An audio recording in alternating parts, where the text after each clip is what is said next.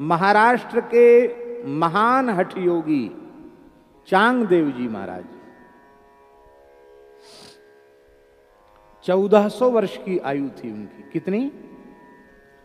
आजकल तो लोग झूठी भी आयु बढ़ा देते हैं कई बार। नेक दाढ़ी सफेद भई नहीं कि सीधे चले जाएंगे 80 पे।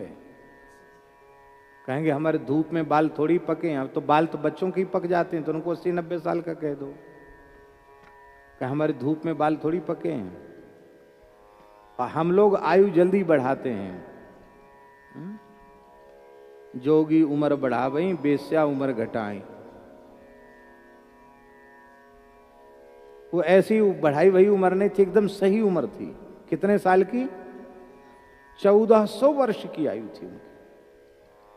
जब जब उनको मृत्यु आती थी तो वो योग समाधि लगा करके, काल मुद्रा लगा करके मृत्यु को लौटा देते थे। संत ज्ञानेश्वर जी, उनके बड़े भाई निवृत्तिनाथ जी, छोटे भाई सोपान देव जी और बहन मुक्ताबाई चारों जा रहे थे। तो उन्होंने देखा कि एक पहाड़ी है, उस पर एक आश्रम है और उस पहाड़ी के चारों ओर मरे हुए मनुष्य, मरे हुए पशु पड़े हुए। उनको बड़ा आश्चर्य, गंध भी आ रही थी। उन्होंने कहा क्या है ये सब, क्या है? किसी ने कहा आपको पता नहीं है, योगीराज परम तपस्वी श्री चांगदेव जी महाराज हैं। वो समाधि में ही रहते हैं, प्रायः 4-4, 6-6 महीने की समाधि लगाते हैं। और जब समाधि से बाहर निकल कर आते हैं, अपने कमंडल का जल छींटते हैं तो जितने मृत पड़े हुए शरीर हैं सब जीवित हो जाते हैं। मरे हुए गाय भैंस मनुष्य सब जीवित हो जाते हैं। ऐसे थे महाराज सिद्ध। वो योगियों में सिद्धि हो जाती है। करुणा का उदय तो वहीं हो गया ज्ञानेश्वर जी के हृदय में, लेकिन कुछ बोले नहीं। अरे खाली इसी में फंसा है मुर्दा जिंदा करने का। अरे मुर्दा जिंदा करना तो तब ठीक हो जब वो कभी मरे ही नहीं। फिर तो मरेगा तो सही कि नहीं मरेगा। एक बार किसी को जिंदा कर दो फिर नहीं मरेगा दोबारा क्या? नहीं तो क्या, 10-5 साल के लिए तुमने उम्र बढ़ा दी, क्या हो गया उससे? जय जयकार, वाह वाह, उससे क्या मिल गया? अरे मुर्दा जिंदा हो गया, तुमको क्या मिला? केवल यश प्रतिष्ठा मिली, वाह वाह मिली, और क्या मिला? और लोक मान्यता अनल सम कर तप कानन दा। ज्ञानेश्वर जी आलिंदी आ गए। और चांगदेव जी की तो बड़ी महिमा थी ही। इधर ज्ञानेश्वर जी की महिमा बढ़ी तो ज्ञानेश्वर जी की विलक्षण जो चमत्कारिक घटनाएं हैं, वो घटनाएं जब चांगदेव जी के कान में पड़ी तो उनको प्रसन्नता नहीं हुई। उनके मन में मात्सर्य का भाव, ईर्ष्या का भाव आ गया। भक्त होते तो ईर्ष्या नहीं होती, ज्ञानी होते तो भी ईर्ष्या नहीं होती। ज्ञानी तो अपने को ही सब में देख रहा है, ईर्ष्या किससे करेगा? ईर्ष्या तो द्वितीयाभिनिवेश से होगी, दूसरा है ही नहीं तो ईर्ष्या किससे करेगा? न ज्ञान था न भक्ति थी, ईर्ष्या हो गई। मन में सोचने लगे अभी तो छोटा सा बालक है ये, आगे चलकर तो पता नहीं कितना प्रभाव होगा। कहीं ऐसा ना हो कि मेरा प्रभाव विलुप्त हो जाए। कहते ना हम डाउन ना हो जाएं। डाउन कर दिया हमने उनको, डाउन कर दिया, हमारा प्रभाव डाउन ना हो जाए, ऐसा उनको भय हो गया। तो उन्होंने कहा कि चलें उस बालक से मिलके आए। लोगों ने हाँ चलो महाराज, आपको जरूर चलना चाहिए। तब चले तो सही चांगदेव जी, पर अपने योग बल से उन्होंने वसित्व सिद्धि है ना, वसित्व वश में कर लेना, वसित्व सिद्धि का आश्रय लेकर के उन्होंने एक जंगल के शेर को बुलाया और शेर पर बैठ गए। वसित्व सिद्धि के द्वारा ही भयंकर काले विषधर नाग का कोड़ा हाथ में लिया। सांप की ही लंगोटी, नाग की लंगोटी, नाग का आड़बंद, नाग का कोड़ा हाथ में लेकर के एक हाथ में नाग का कोड़ा, एक हाथ में त्रिशूल। महाराज तमाम चेलों की भीड़ थी, अलख निरंजन कहने वाले लोग। गुरु महाराज की जय, चांगदेव महाराज की जय। बड़ी भीड़ लेके चल रहे थे, क्यों नीचा दिखाना था ना। पहुंच गए आलिंदी के पास तो अपने शिष्य को कहा, जाके सूचना करो योगीराज श्री चांगदेव महाराज आ रहे हैं, सूचना करो हमारे आगमन की, जिससे मेरी अगवानी हो। ज्ञानेश्वर जी बड़े अकिंचन थे, घर भी फूट चुका था, खंडहर जैसा था, टूटी दीवाल थी। टूटी दीवाल पर बैठ करके तीनों भाई और चौथी बहन वो धूप सेक रहे थे। तब तक चांगदेव जी का सेवक पहुंचा, बोले महाराज बुलाया है, गुरु जी आ रहे हैं, आप उनकी अगवानी करिए। सामान्य महापुरुष नहीं है। हाँ हाँ जरूर करेंगे अगवानी। अब उनके पास न हाथी, न घोड़ा, न पालकी, न जनता, क्या करें। तो जिस टूटी दीवाल पर बैठे थे उसी दीवाल को ठोका। कल देखो संत आए हैं, चलो अगवानी करते हैं। दीवाल चल पड़ी। वो दीवाल आज भी है, हम देख के आए, दर्शन करके आए, उस दीवाल को छू के आए। वो दीवाल आज भी है आलिंदी में, जिस पर बैठकर आप, जो दीवाल चल करके गई थी। चांगदेव जी समझ गए कि जड़ चेतन सब पर अधिकार है, ये सामान्य बालक नहीं है।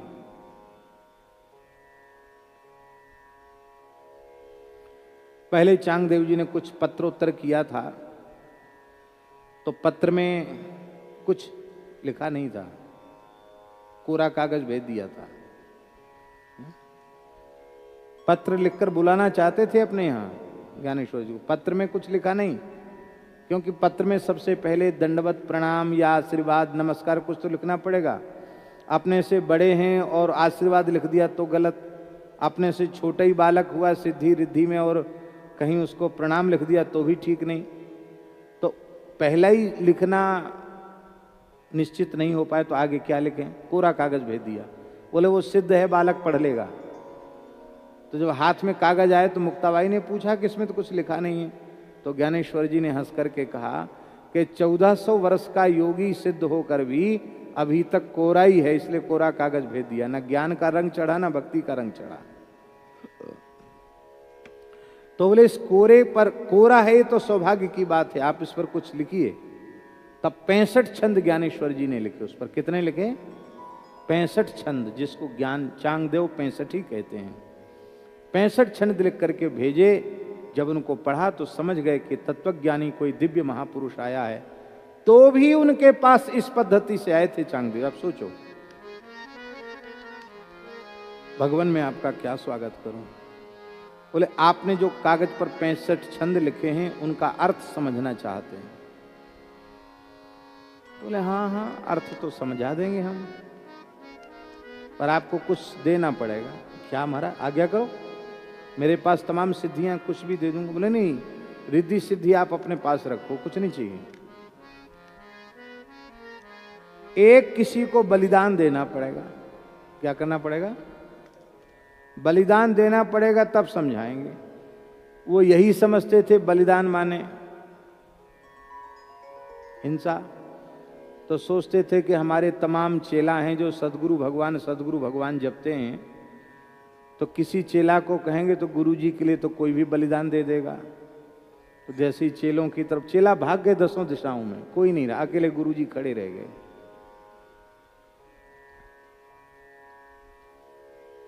हाट के गुरु बाट के चेला, सांझ को मूड़े सवेरे अकेला। हाँ, सांझ को मूड़ दिया, सवेरे अकेले हो गए। कई बातें याद आती हैं तो बड़ी हंसी भी आती है। एक हमारे, अब तो महंत हो गए हैं, एक स्थान में एक संत थे, अपने कुंभ में जो शिविर लगता है ना खालसा, उसमें कोतवाल थे वो। इनको राम गोपाल दास जी को पता होगा। तो कुंभ में एक बालक मिल गया उनको, बोले ये बहुत अच्छा है, ये इसी को चेला बनाएंगे हम अपना। और बालक बड़ी सेवा करे महाराज, 15-16 साल का लड़का था। तो धीरे धीरे उसने बाबा जी की झोली ले ली, क्योंकि कुंभ में विदाई तो खूब मिलती ही है, और कोतवाल बाबा हैं तो उनको डबल विदाई, फिर कोई भगत जगत भी दे जाता है। तो बाबा जी ने खूब झोली उनकी, माघ कुंभ करके आए थे प्रयाग वाला, 2006 की बात है, 6 की है ना। अब वो आए तो माघ के महीना में तो कुंभ पूरा हो जाता ना वहाँ का, तो इधर आते तो ठंड तो थोड़ी बहुत रहती ही है, सर्दी थी। बसंत पंचमी का आखिरी स्नान करके हम लोग तो यहाँ वृंदावन आ गए, वो भी आ गया, वो लड़का भी आ गया। तो पीछे टीन सेट में बैठ के ब्यारू हो रही थी, और वो थाली उन्हीं की मांजता था, तो तुरंत उसने थाली उठाई और गया सो गया ही, लौट के नहीं आया। झोली भी लेके गया और गया। तो उसका नाम लेके पुकारा उन कोतवाल बाबा ने, बेटा अमुकदास, बेटा अमुकदास हुए तब तो मिले। अमुकदास तो गए। अरे तगड़े महात्मा थे, तगड़े महात्मा। तो ठंड का समय ऐसे कांपे। हमने की बाबा ठंड लग रही, बोले ठंड नहीं महाराज जी, सब चला गया। क्या चला गया सब? बोले कुंभ में जो कुछ राम जी की दया से मिला था सब चला गया, सब चला। मैंने कहा आप तो वैसे भी उसको उत्तराधिकारी बनाना चाहते थे, आप उसको सब कुछ देना ही चाहते थे, ले लिया था। बोले नहीं नहीं, आप तो हंसी उड़ा रहे हो हमारी, हम तो बहुत परेशान हैं, पुलिस में सूचना करो, पकड़ो पकड़ो उसको पकड़ो। तो कई साधु गए, लेकिन वो मिला ही नहीं। ठंड का समय था, कोहरा पड़ रहा था, कहाँ चला गया भगवान जाने, नहीं मिला। सब खोज खाज के वापस आ गए।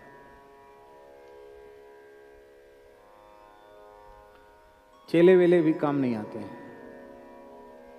सच्चा समर्पण जिसका भगवान के चरणों में होवे, संतों के चरणों में होवे, गुरुजनों के चरणों में होवे, ऐसे तो बिरले ही होते, सब नहीं होते ऐसे। वो सब भाग गए महाराज, 10 सैकड़ों चेला थे, सब भाग गए। जब उन्होंने देखा कि इस समय कोई मेरे पास नहीं बलिदान के नाम पर, तब चांगदेव जी ने कहा मैं अपना ही बलिदान करने के लिए तैयार हूं, पर मैं समझकर बलिदान, पहले हमको समझाइए। मैं माने मेरी ही बलि हो जाएगी तो समझेगा कौन, आप इसको समझाइए। मैं स्वयं की बलि देने के लिए तैयार हूं। जैसे ही सिर झुकाया बलि देने के लिए, आपने तुरंत हृदय से लगाकर कहा बलि माने हिंसा नहीं, बलि माने समर्पण। अहंकार छोड़कर समर्पण करने वाला व्यक्ति ही ज्ञानोपदेश का अधिकारी होता है। तद विद्धि प्रणिपातेन परिप्रश्नेन सेवया उपदेक्ष्यन्ते ज्ञानम ज्ञानिनस् तत्वदर्शिनः। आप सीखने समझने आए थे, पर आपकी पद्धति अच्छी नहीं थी। पद्धति तो यही है। तो कुल मिला के बात यह है राम जी, 1400 वर्ष का जोगी 14 वर्ष के बालक का चेला बन गया। क्या हुआ? बोले अब महाराज हमें 65 तो समझ गए, और एकदम एक बात बता दो। ज्ञानेश्वर जी बोले एक बात तो ये है कि सब पचड़ा छोड़ो, अब तक जो कुछ किए हो, जो कुछ सीखे हो, सब भूल जाओ, और अब केवल और केवल हरिनाम के लिए अपना समर्पण कर दो।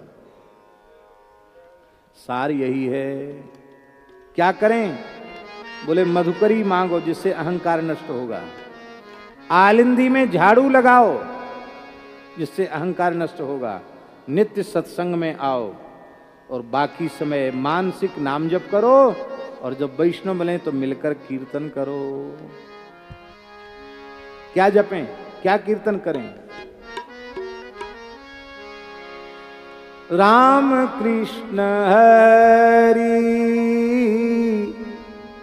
राम कृष्ण हरि, राम कृष्ण हरि जय जय, राम कृष्ण हरि, राम कृष्ण हरि, राम कृष्ण हरि, राम कृष्ण हरि जय जय, राम कृष्ण हरि, राम कृष्ण हरि जय जय राम कृष्ण हरि, राम कृष्ण हरि जय जय राम कृष्ण हरि, राम कृष्ण हरि जय जय राम कृष्ण हरि, राम कृष्ण हरि जय जय राम कृष्ण हरि, राम कृष्ण हरि जय जय राम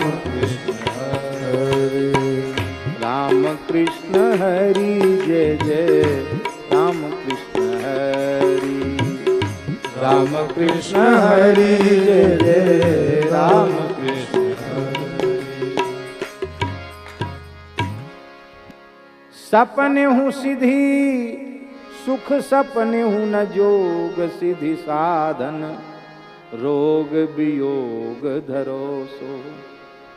योग में दो भय हैं, एक रोग और दूसरा वियोग। कोई भी क्रिया बिगड़ गई तो रोग पैदा हो जाएगा। एक महात्मा थे, अच्छे साधक थे, हठ योग की क्रियाएं करते थे, नेति धोती बस्ती शंख प्रचाल आदि कुंजल आदि सब क्रियाएं जानते थे। तो धोती कर रहे थे, वो कितनी सैकड़ों बार धोती किया था, पर धोती कहीं भीतर ऐसे फंस गई, अटक गई, उसको खींचने में उनके प्राण निकल गए।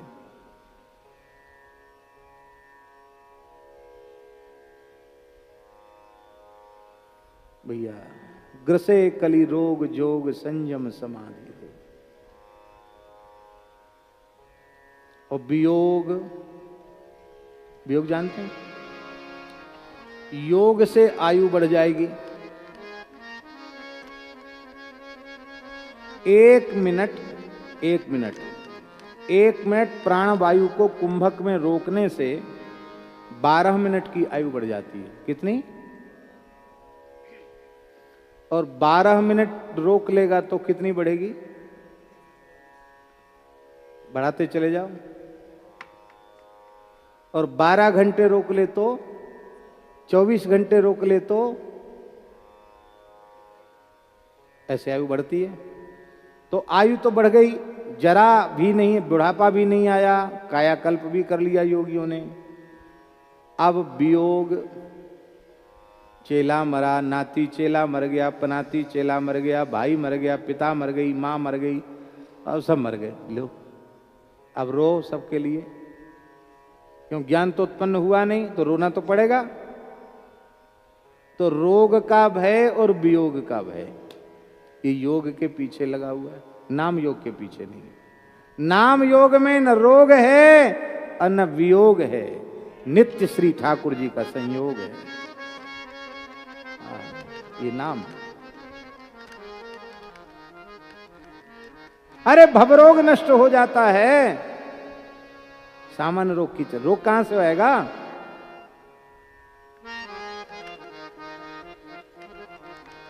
निरंतर संयोग है ठाकुर जी का, नाम के द्वारा निरंतर भगवान से संयोग। और आगे की बात क्या? काम क्रोध मद लोभ मोह मिली, ज्ञान विराग हरो सो।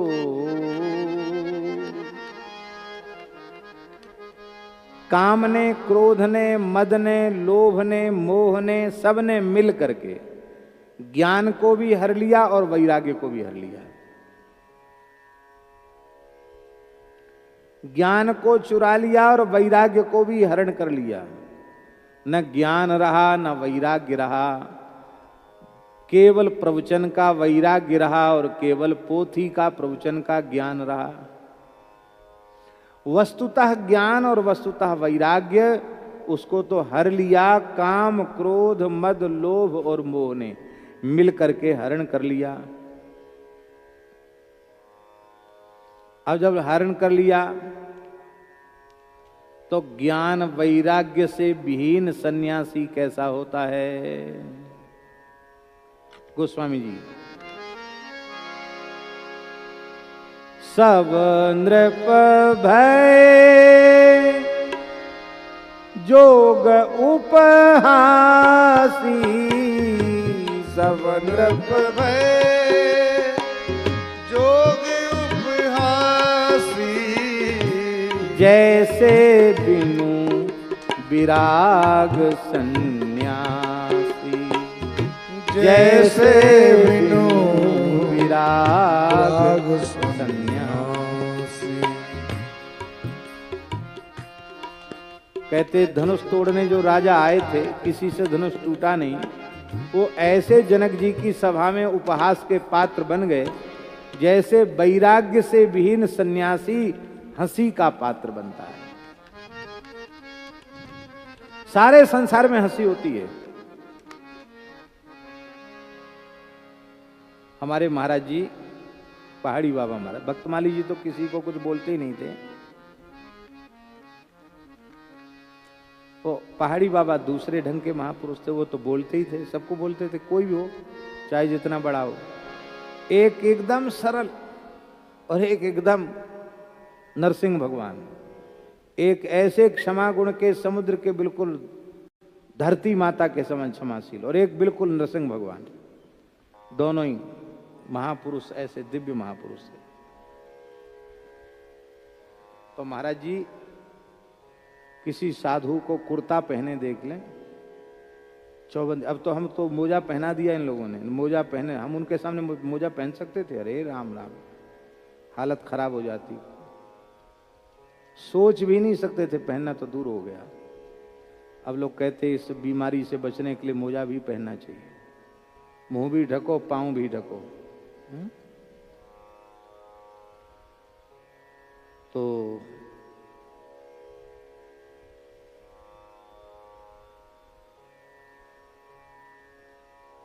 किसी साधु को बढ़िया चौबंदी पहने,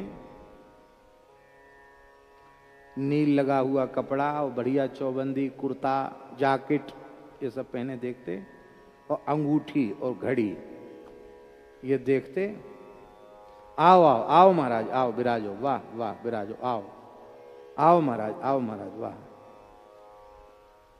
फिर वो बैठ जाते, दंडोत महाराज, हाँ दंडोत दंडोत दंडोत। कहो श्रीमान जी कितना बज गया? तो अब तो लोग मोबाइल रखते हैं तो घड़ी कम पहनते, नहीं तो पहले घड़ी पहनने का भी एक शौक था। तो घड़ी पहने वाले ऐसे ऐसे देखते हैं, हाथ ऐसे करेंगे फिर ऐसे देखते, तो घड़ी देख इतने बज गए। फिर कहते अरे एक कुर्ता कहाँ से इसे लाया?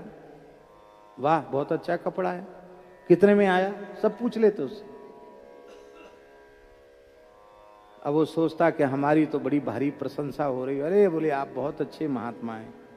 इसके बाद उसको फिर फटकारना शुरू करते, बदमाश कहीं के, बिडलपंथी, गुरु को लजाने वाला, गोविंद को लजाने वाला, है तेरी जय तेरी, मूर्ख मूर्ख, नीच नीच, ऐसे बोलते। इसलिए साधु बना, इसलिए घर छोड़ा। एक कुर्ता पहनना था, पजामा पहनना था, घड़ी पहननी थी, अंगूठी पहन, घर क्यों नहीं रहा? अरे साधु की सेवा अंगूठी से होती है कि माला झोली से होती है? साधु सिले कपड़े नहीं पहनते हैं, बिडलपंथी बिडलपंथी। फिर कहते दुनिया थूकती है ऐसे साधुओं पर। फिर ज्यादा नाराज होते तो कई बार किसी ने टोक दिया ना, अरे महाराज जी आजकल तो सब पहनते, तो और नाराज होते। कुत्ता कुत्ता कुत्ता, कुत्ता खा लेता, उल्टी कर देता, फिर खा लेता है, सब भोगों की गृहस्थी उल्टी करते हैं, फिर उसी को खा रहा है, कुत्ता कुत्ता कुत्ता ऐसे। इज्जतदार होता तो सब कपड़े उतार के धर देता, वो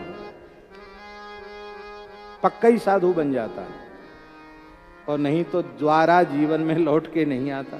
दंडोत किया गया, बहुत डांटते थे। उनका कोई स्वार्थ नहीं था, पर एक ही बात के चाहते थे, भैया साधु बने हो भजन करो,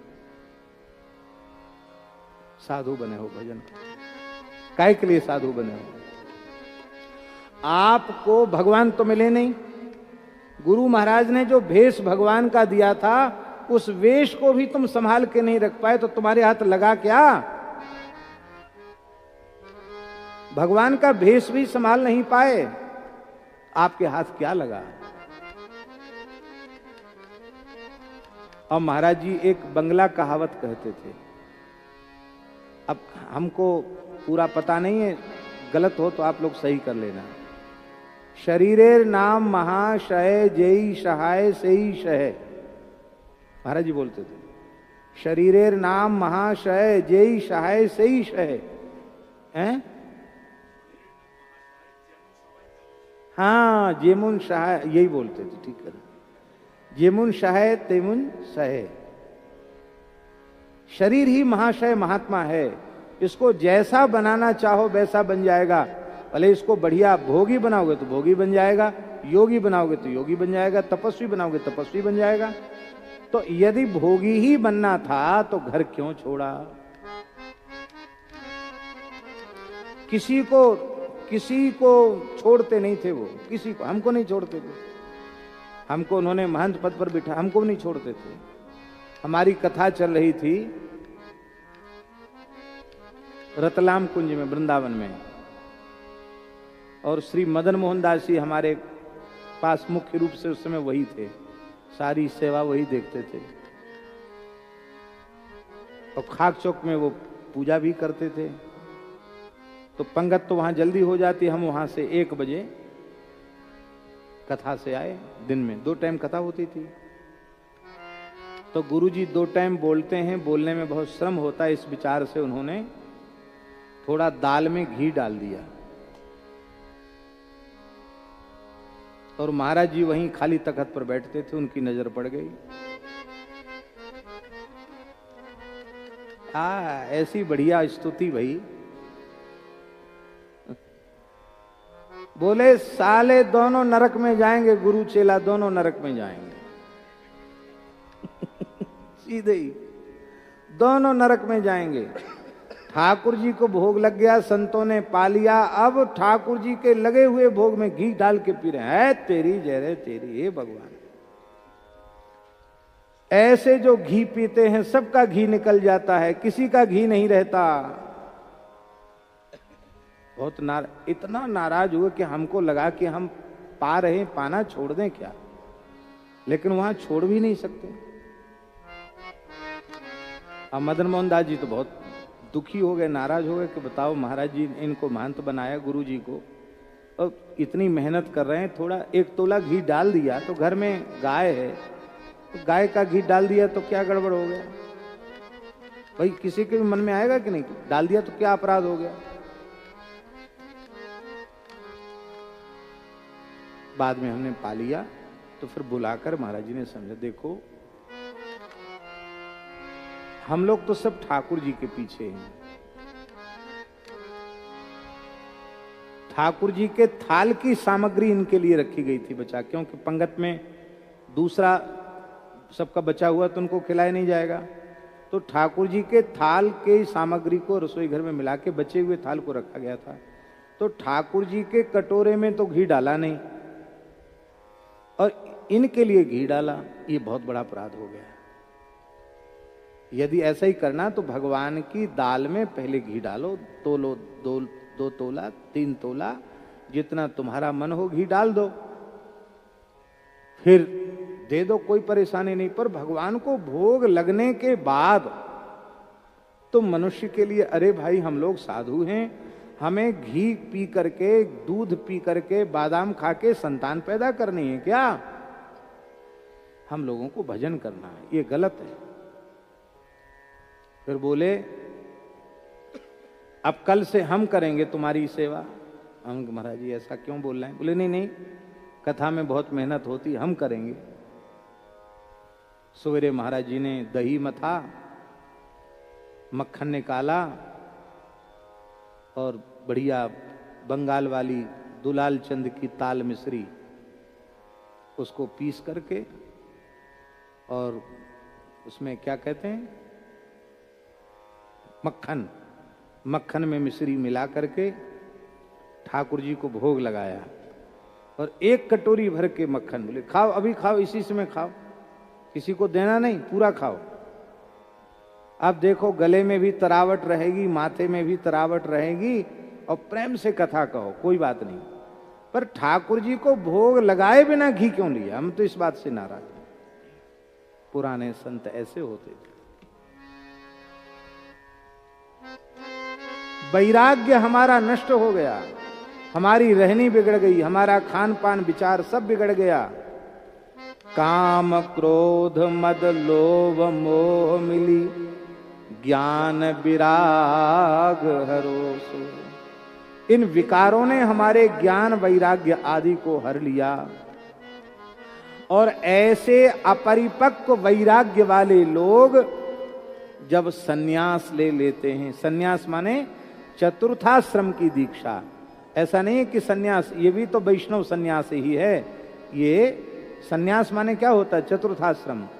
अब विरक्त साधु को क्या कहेंगे? ब्रह्मचारी तो वो है नहीं, क्योंकि ब्रह्मचारी का गोत्र नहीं बदलता, वो अपने गोत्र का ही उच्चारण संकल्प आदि में करता है, इसलिए वो ब्रह्मचारी भी नहीं है। क्योंकि ब्रह्मचर्य आश्रम का नियम जो वेशभूषा वो धारण नहीं करता। गृहस्थ छोड़ चुका है, इसलिए गृहस्थ भी नहीं है। वानप्रस्थी के नियम भी, वानप्रस्थ भी सपत्नीक होता है, तो वानप्रस्थी भी नहीं है। अब क्या है? संप्रदाय कोई भी हो जिसको हम लोग विरक्त वेश कहते हैं, वो सन्यास दीक्षा ही है। वो सन्यास बिगड़ जाता है। कैसे? बोले, जब मन में वैराग्य नहीं होता, भोगों के प्रति, विषयों के प्रति राग समाप्त नहीं होता है, तो सन्यास लेने पर भी मन बिगड़ जाता है। और मन बिगड़ गया तो वेशभूषा का भी कोई मतलब नहीं रहा। कैसा? बहुत ऊंची बात, बहुत ध्यान से सुने।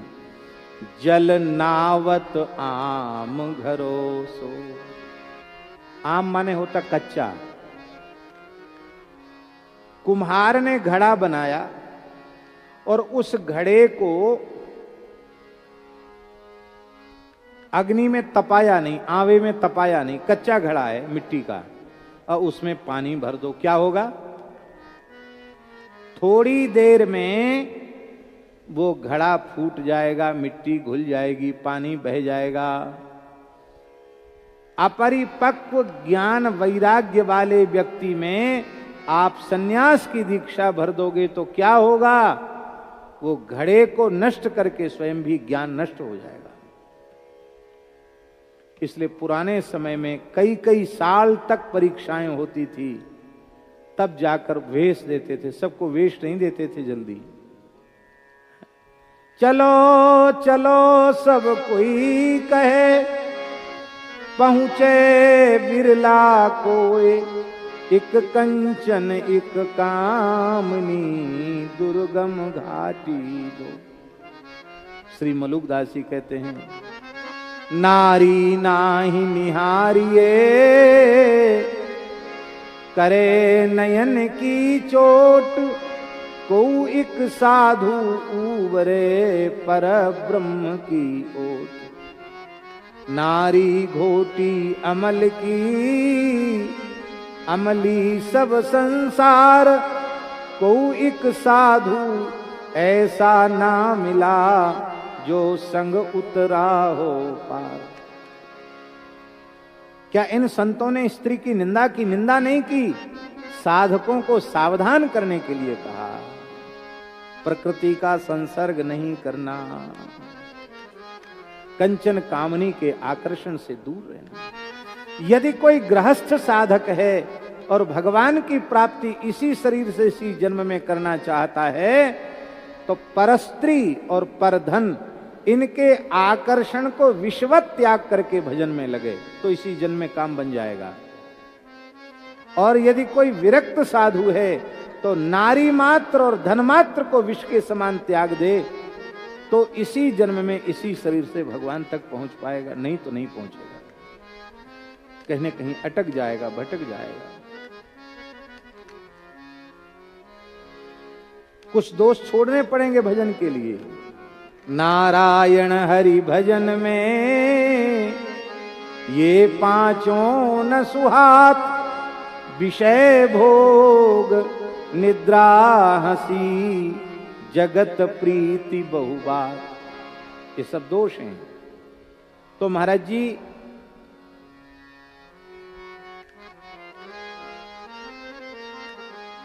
ज्ञान का साधन क्या है, बहुत ध्यान से सुने। ज्ञान का साधन है वैराग्य,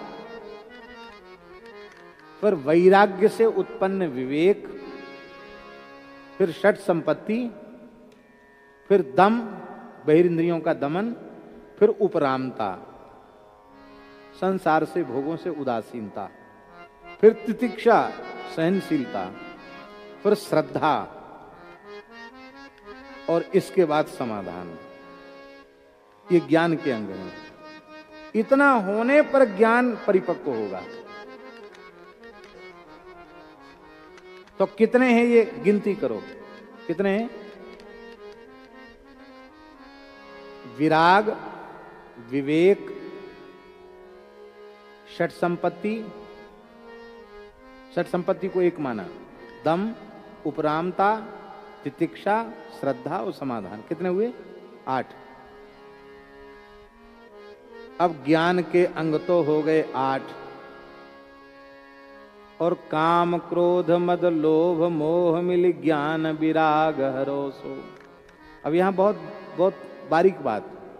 कामात क्रोध हो भी जाए थे, पहले काम को लिए, काम से क्रोध, फिर मद, फिर लोभ, मोह, सब काम से ही शुरू हैं।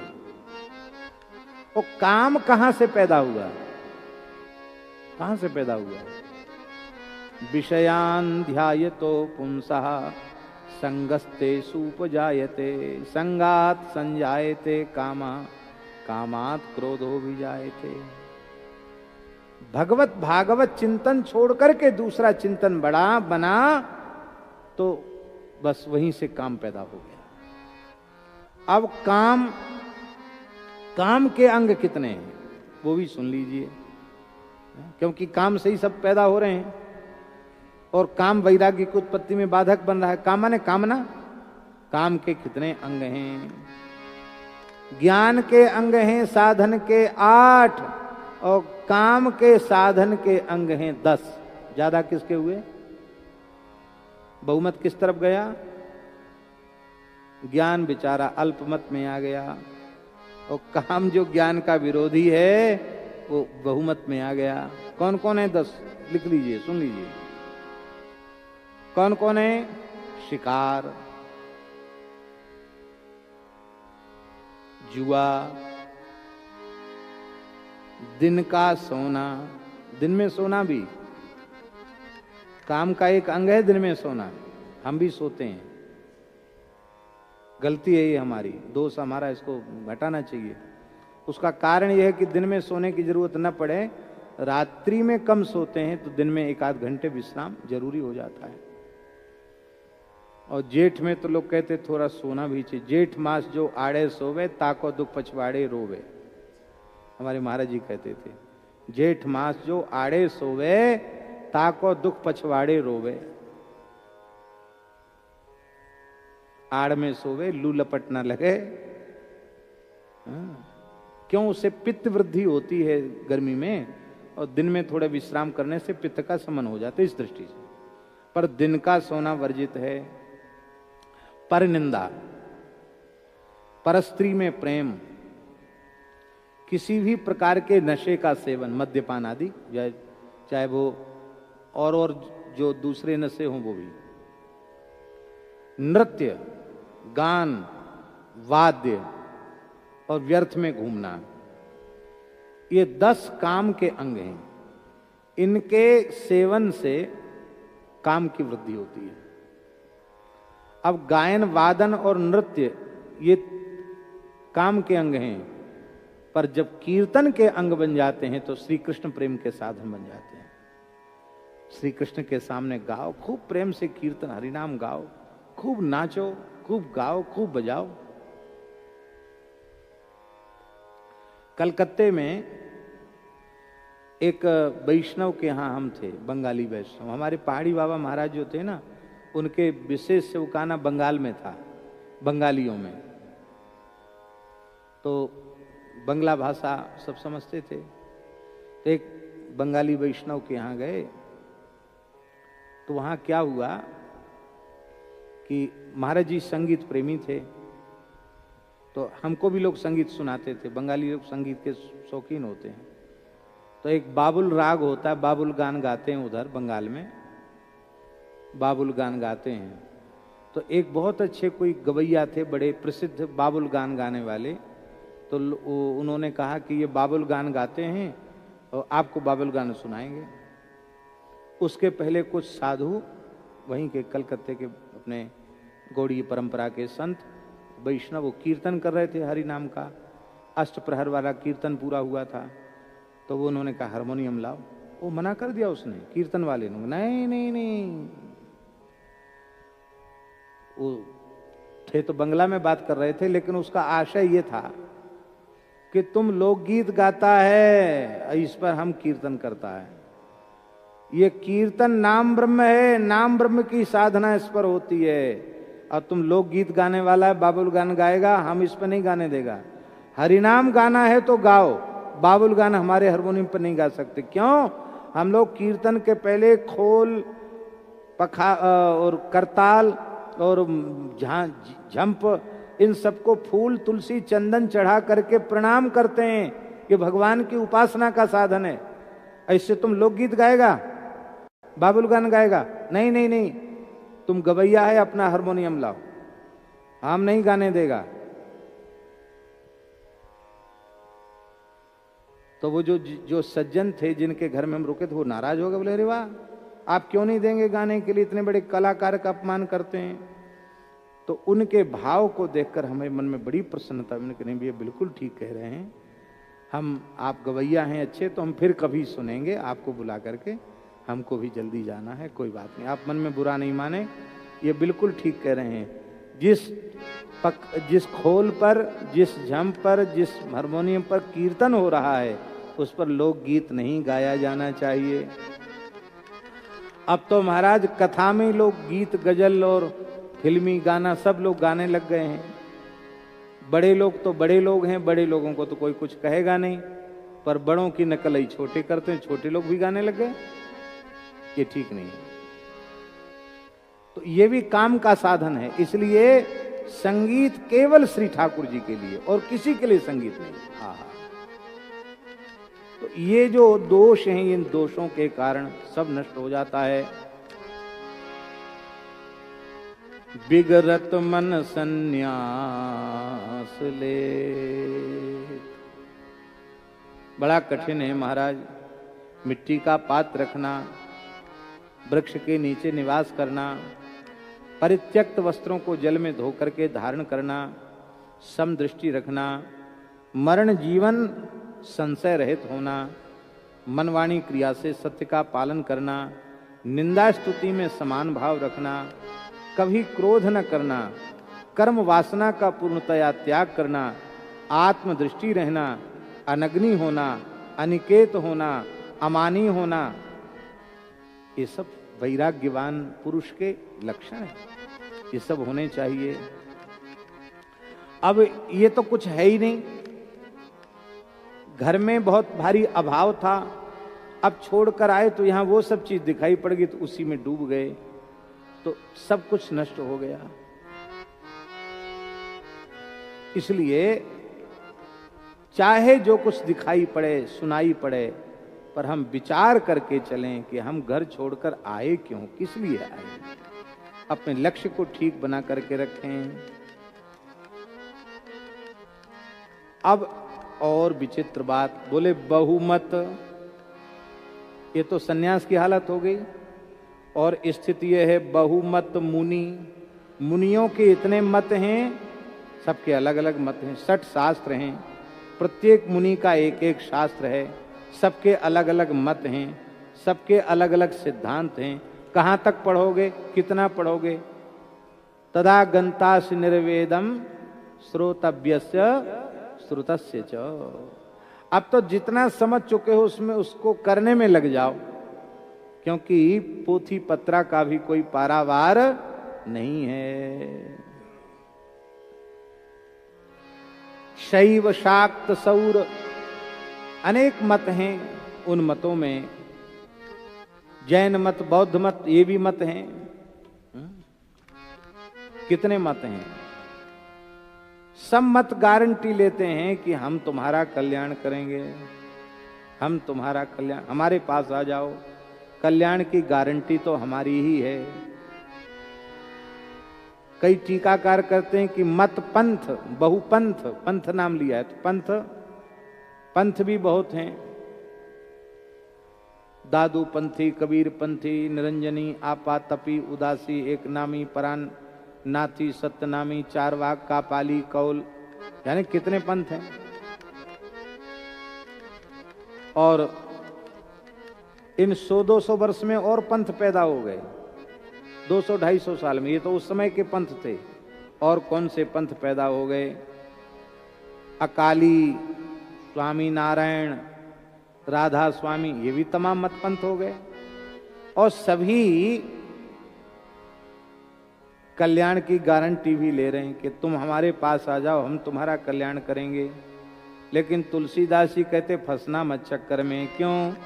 जहां तहां झगड़ो सो, जहां जाओगे वहीं झगड़ा है। दूसरी तरफ मत जाना, घोर नरक जाओगे। देखो, हम नाम नहीं लेंगे, गुजरात के एक गांव में कथा थी। एक सदगृहस्थ भक्त थे, ब्रज के बड़े निष्ठावान भक्त थे, और श्री जी की सन्निधि उन्हें प्राप्त हुई। बहुत अच्छे भक्त थे, राजसी बापू, क्षत्रिय थे। अंतिम क्षण तक भगवत स्मरण पूर्वक देह त्याग किया उन्होंने, और शरीर छोड़ने के बाद मुखमंडल पर इतनी तेजस्विता थी, इतनी मुस्कान थी कि आप कह नहीं सकते कि इनका शरीर पूरा हो गया। बड़े श्रेष्ठ भक्त थे। उनकी स्मृति में आयोजन हुआ था, हम गए थे कथा में। तो जैसे पंथों का नाम लिया ना, ऐसे कुछ पंथ वाले लोग उस गांव में वो कथा सुनने आ गए। तो उस कथा के बाद उनके जो पंथ के जो मुखिया थे वो आए, तो आकर उन्होंने कहा, रे तुमने दूसरे संप्रदाय वाले वैष्णव साधु की कथा सुनी, तुम सब नरक जाओगे, सब नरक जाओगे। उनकी हमारे भगवान में श्रद्धा ही नहीं, तुमने उनकी बात क्यों सुनी? वो गांव के लोग थे बेचारे, बहुत डर गए। इतना डांटा उनके धर्माचार्य ने। तो बोले क्या क्या होगा? बोले महाराज वो अनुष्ठान होगा वहां मठ में, पूजा करानी पड़ेगी, तुम लोगों की प्रायश्चित कराना पड़ेगा, बहुत पैसा खर्च होगा। गरीबों के यहां से 4.5 लाख रुपए उगा के ले गए वो। 4.5 लाख रुपए में सब पाप नष्ट हो गया। वाह, कितनी अच्छी बात है। तब करोड़पतियों को तो पाप लगता ही नहीं होगा, उनके पास तो करोड़ों रुपया है, सब पाप नष्ट ही हो जाएगा। रुपये से ही पाप नष्ट होता है। 4.5 लाख से प्रायश्चित होता है, तो करोड़ों रुपए जिनके पास है उनको तो पाप छूता भी नहीं होगा। जहां तहां झगड़ो सो। सच्चा साधु कभी किसी संत के दर्शन की मना नहीं करेगा, कभी सत्संग की मना नहीं करेगा।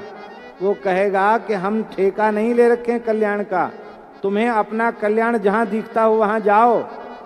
पर मेरी बात यह है कि हरिनाम को छोड़ करके, हरेर नाम हरेर नामैव केवलम कलौ नास्तेव नास्तेव नास्तेव गतिरन्यता। नाम को छोड़ करके तुम भटक मत जाना। तब प्रश्न उठा कि अब आप बताइए क्या करें।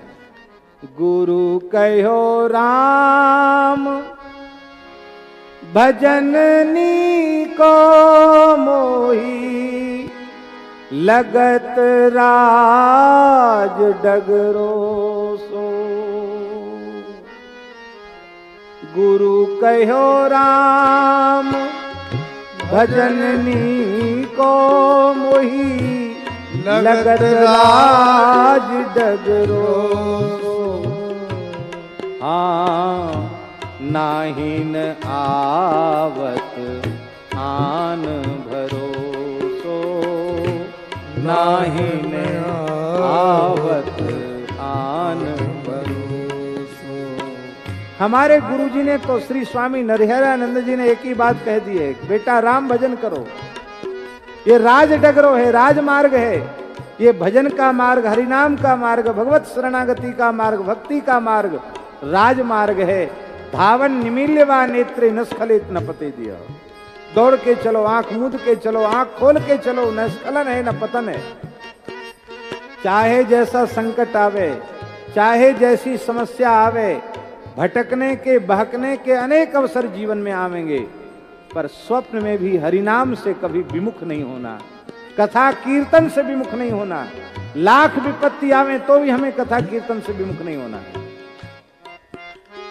समझना यह है कि ये सब विकट प्रतिकूल परिस्थितियां हमारी निष्ठा की परीक्षा के लिए आई हैं कि इस अवसर पर ये भगवान को भजता है कि नहीं भजता है। अरे भैया, 10-5 रुपए की मिट्टी की हंडी खरीदने वाले लोग ठोक कर बजाकर देखते हैं। टन टन बोल रही है कि झन्न झन्न, झन्न झन्न बोले तो पैसा नहीं देते हैं, टन टन बोले तो पैसा देते हैं। तो ठाकुर जी हमें अपनाने वाले हैं। थोड़ी परिस्थिति की ठोकर लगा के ठाकुर जी थोड़ा भी नहीं देखेंगे, हैं? ठाकुर जी थोड़ा ठोक बजाकर देख रहे हैं। बड़ी करुणा है भगवान की। पर हे नाथ, कुछ होए न हो, हानि ही हो जाए, पर हमें हरिनाम लेना है, हमें लाभ नहीं चाहिए। कोई कहे हरिनाम लेने से हानि होगी, हो जाए हानि। हरिनाम से हानि भी अच्छी और हरिनाम से विमुख लाभ भी अच्छा नहीं है। हानि तो होनी ही नहीं है, बात पक्की है, लाभ ही होगा। भाई को भाई अनख आलस हूँ, नाम जपत मंगल दिशि दस हूँ। नाम को भाई अनख आलस हूँ, नाम जपत मंगल दिस दस हूँ। नाम जपत मंगल दिशि दस हूँ। नाम जपत मंगल दिशि दस हूँ। अब एक प्रश्न है, वो प्रश्न ये है कि आपने पहले कलिकाल की बात कही थी, तो राम नाम में कलिकाल नहीं आएगा क्या?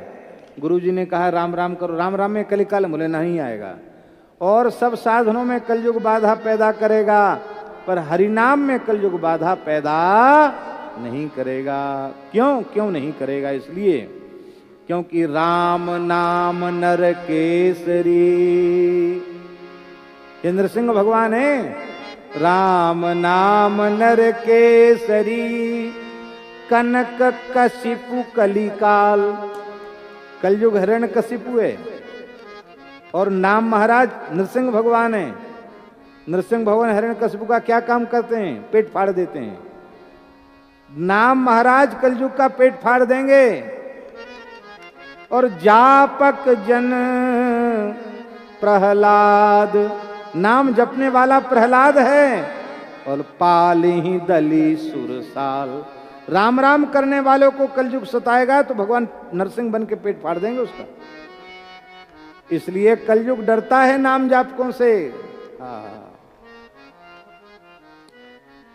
ऐसा है महाराज जी। और भाव कुभाव से जपने से भी कल्याण हो जाता है, और प्रेम से जपे तो नाम सप्रेम जपत अनयासा। नाम सप्रेम जपत अनयासा। गाइए, नाम सप्रेम जपत अनयासा। नाम सप्रेम जपत अनयासा। भगत होहि मुद मंगल वासा। भगत होहि मुद मंगल वासा। अब अंतिम बात, तुलसी बिनु परतीति प्रति प्रीति फिर फिर पची मरे मरे सो।